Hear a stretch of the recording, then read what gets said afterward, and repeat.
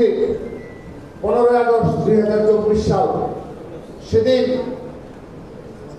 আবু বাকের সহ অপর যে ছাত্র নেতৃবৃন্দ ঢাকা বিশ্ববিদ্যালয়ের ছাত্রলীগের সেই বর্বর হামলার যে বিবরণ দিল, সেই বিবরণে আপনারা বুঝতে পেরেছিলেন যে 15.5 বছর এই ফেসিবাদের দূষণ হিসাবে ছাত্রলীগ কতটা ভয়ঙ্কর রূপে আবির্ভূত হয়েছিল।